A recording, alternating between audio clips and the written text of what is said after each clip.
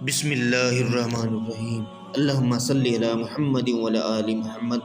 حضرت ابو ہریرہ رضی اللہ عنہ سے روایت ہے کہ نبی کریم صلی اللہ علیہ وآلہ وسلم اپنی مجلس بابرکت میں لوگوں سے کچھ گفتگو فرما رہے تھے کہ ایک اعرابی بارگاہ اقدس میں حاضر ہو کر عرض گزار ہوا کہ قیامت کب آئے گی۔ آپ صلی اللہ علیہ وآلہ وسلم نے اپنی گفتگو مبارک جاری رکھی تو بعض حضرات کہنے لگے کہ حضور صلی اللہ علیہ وآلہ وسلم نے اس کی بات ناپسند فرمائی ہے، جبکہ بعض کہنے لگے کہ آپ صلی اللہ علیہ وآلہ وسلم نے اس کی بات سنی ہی نہیں ہے۔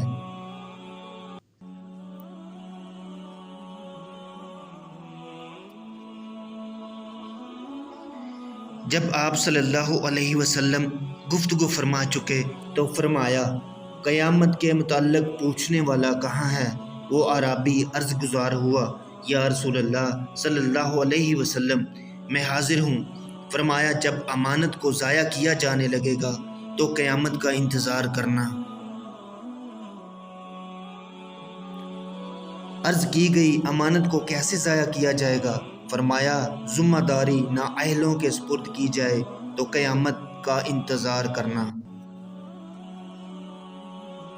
حضرت عبداللہ بن عمرو رضی اللہ عنہ سے روایت ہے، انہوں نے فرمایا، ایک سفر میں رسول اللہ صلی اللہ علیہ وسلم ہم سے پیچھے ہو گئے۔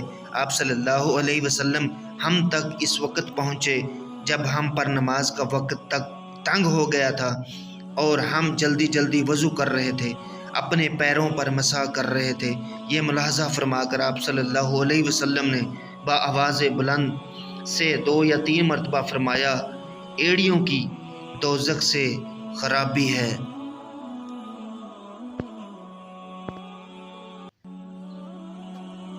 حضرت ابن عمر رضی اللہ عنہ سے روایت ہے، فرماتے ہیں رسول اللہ صلی اللہ علیہ وسلم نے فرمایا، درختوں میں سے ایک ایسا بھی ہے جس کے پتے نہیں گرتے، اور اس کی مثال ایک مسلمان کی سی ہے۔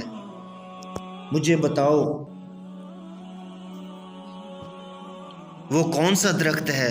لوگ جنگل کے درختوں کی طرف خیال کرنے لگے۔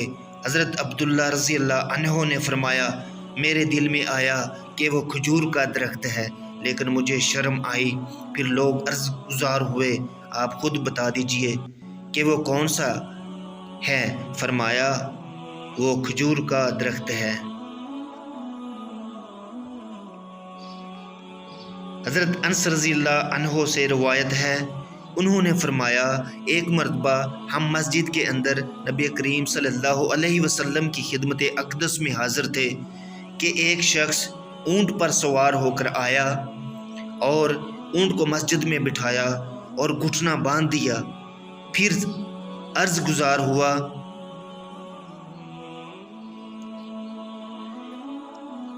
آپ اصحاب میں سے محمد صلی اللہ علیہ وسلم کون ہیں؟ آپ صلی اللہ علیہ وسلم ٹیک لگائے ہوئے تھے۔ ہم نے کہا، یہ تکیہ لگائے ہوئے حضرت محمد صلی اللہ علیہ وسلم ہیں۔ اس شخص نے کہا، اے ابن عبد المطلب۔ آپ صلی اللہ علیہ وسلم نے فرمایا، کہو میں جواب دوں گا۔ وہ عرض گزار ہوا، میں آپ سے شدت سے ایک بات دریافت کروں گا، آپ مجھ سے خفا نہ ہوں۔ فرمایا، جیسے دل چاہے پوچھو۔ عرض گزار ہوا، میں آپ صلی اللہ علیہ وسلم سے آپ کے رب کی اور آپ صلی اللہ علیہ وآلہ وسلم سے پہلے لوگوں کے رب کی قسم دے کر پوچھتا ہوں کہ اللہ نے آپ کو تمام انسانوں کی طرف رسول بنا کر بھیجا ہے؟ فرمایا، ہاں۔ عرض کی، میں آپ کو اللہ کی قسم دیتا ہوں کہ کیا اللہ نے آپ کو حکم دیا ہے کہ ہم دن و رات میں 5 نمازیں پڑھیں؟ فرمایا، ہاں، خدا گواہ ہے۔ عرض کی، میں آپ کو اللہ کی قسم دیتا ہوں کہ اللہ نے سال میں اس مہینے کے روزے رکھنے کا حکم دیا ہے؟ فرمایا، ہاں، اللہ گواہ ہے۔ عرض گزار ہوا، میں آپ کو اللہ کی قسم دیتا ہوں کہ اللہ نے آپ کو حکم دیا ہے کہ آپ ہمارے امیروں سے صدقہ لے کر غریبوں میں تقسیم فرمائیں۔ اور فرمایا، خدا گواہ ہے۔ اس شخص نے کہا، میں اس پر ایمان لایا جو آپ لے کر آئے ہیں۔ میں اپنی قوم کی طرف سے آیا ہوں، میرا نام سمام بن ثعلبہ ہے اور میں قبیلہ سعد بن ابی بکر کا بھائی ہوں۔ حضرت ابن عباس رضی اللہ عنہ سے روایت ہے کہ رسول اللہ صلی اللہ علیہ وسلم نے اپنا ایک مکتوب مبارک ایک آدمی کو دے کر حکم فرمایا کہ اسے بحرین کے حاکم کے سپرد کر دو اور حاکم بحرین اسے کسرا تک پہنچا دے۔ جب اس نے اسے پڑھا پھر پھاڑ دیا۔ راوی نے کہا رسول اللہ صلی اللہ علیہ وسلم نے ان کے حق میں بد دعا فرمائی کہ وہ ٹکڑے ٹکڑے کر دیے جائیں۔ حضرت انس بن مالک رضی اللہ عنہ نے فرمایا نبی کریم صلی اللہ علیہ وسلم نے ایک مکتوب مبارک لکھا یا لکھنے کا ارادہ فرمایا تو عرض کی گئی کہ وہ لوگ بغیر مہر لگے خط نہیں پڑھتے، بس آپ صلی اللہ علیہ وسلم نے چاندی کی مہر بنوائی جس پر محمد رسول اللہ نقش کروایا، گویا اب بھی آپ کے دست مبارک میں اس کی سفیدی دیکھ رہا ہوں۔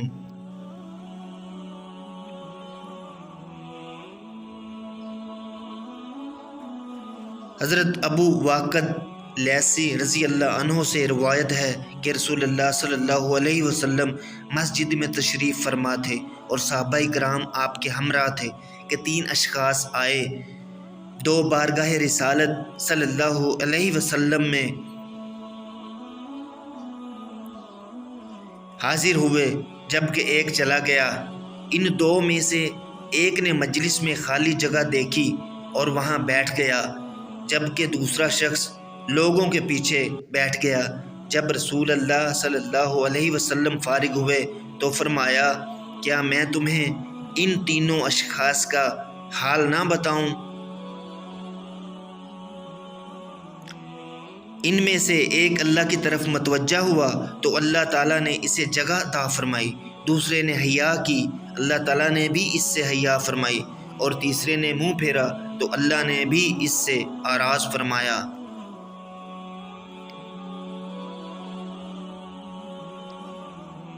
حضرت ابو بکرہ رضی اللہ عنہ سے روایت ہے کہ ایک دفعہ نبی کریم صلی اللہ علیہ وسلم اپنے اونٹ پر رونق افزا تھے اور اس کی مہار ایک شخص نے تھامی ہوئی تھی۔ فرمایا آج کون سا دن ہے؟ ہم یہ سوچ کر خاموش رہے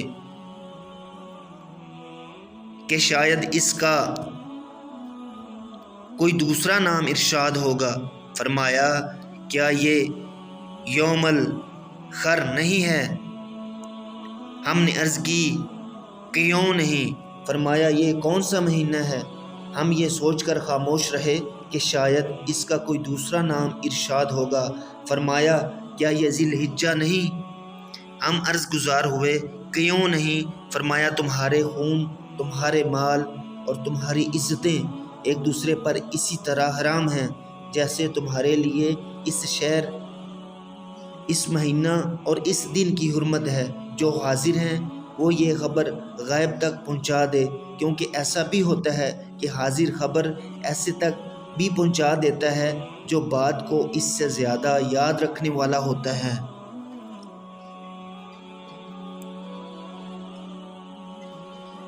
حضرت ابن مسعود رضی اللہ عنہ سے روایت ہے کہ نبی کریم صلی اللہ علیہ وسلم نے ہمیں نصیحت فرمانے کے لیے دن مقرر فرما رکھے تھے ہمارے اکتا جانے کے اندیشہ سے۔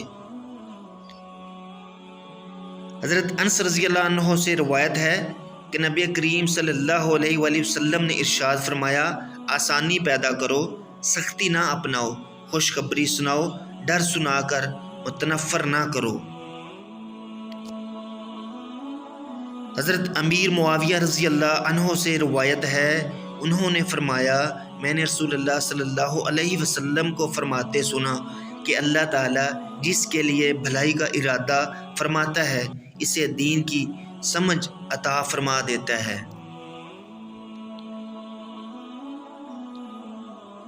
اور میں تقسیم کرنے والا ہوں اور دینے والا اللہ ہے، اور یہ امت ہمیشہ اللہ کے دین پر قائم رہے گی۔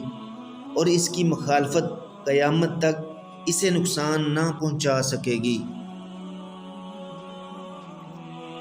حضرت عبداللہ بن مسعود رضی اللہ عنہ سے روایت ہے، انہوں نے فرمایا نبی کریم صلی اللہ علیہ وسلم نے ارشاد فرمایا، رشک نہیں ہے مگر دو اشخاص کے متعلق، ایک وہ جسے اللہ نے مال عطا فرمایا ہو، وہ اسے راہ خدا میں خرچ کرتا ہے، اور دوسرا وہ شخص جسے اللہ نے علم و حکمت عطا فرمائی اور وہ اس کے مطابق فیصلے کرتا ہو اور لوگوں کو اس کی تعلیم دیتا ہو۔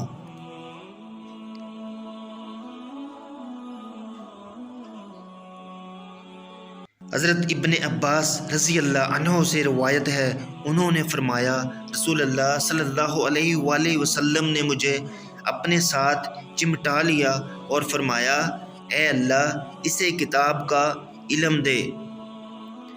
حضرت ابو موسیٰ اشعری رضی اللہ عنہ سے روایت ہے کہ نبی کریم صلی اللہ علیہ وسلم نے ارشاد فرمایا، اللہ تعالیٰ نے مجھے جو ہدایت و علم عطا فرما کر مبعوث فرمایا، اس کی مثال تیز بارش کی سی ہے جو صاف ہو، عمدہ زمین پر برسے تو وہ پانی کو جذب کر لے اور گھاس اور خوب سبزہ اگائے، جبکہ زمین کا سخت حصہ پانی روک لیتا ہے، اور اللہ تعالیٰ اس سے لوگوں کو فائدہ پہنچاتا ہے، لوگ پیتے ہیں، پلاتے ہیں اور کھیتی باڑی بھی کرتے ہیں۔ اور کچھ بارش زمین کے ایسے حصے پر پڑی ہے جو صاف اور چٹیل میدان تھا، وہ نہ پانی روکے نہ ہی سبزہ اگائے، بس یہی مثال اس شخص کی سی ہے جس نے اللہ کے دین کو سمجھا اور اس سے فائدہ اٹھایا جو اللہ نے مجھے عطا فرما کر مبعوث فرمایا۔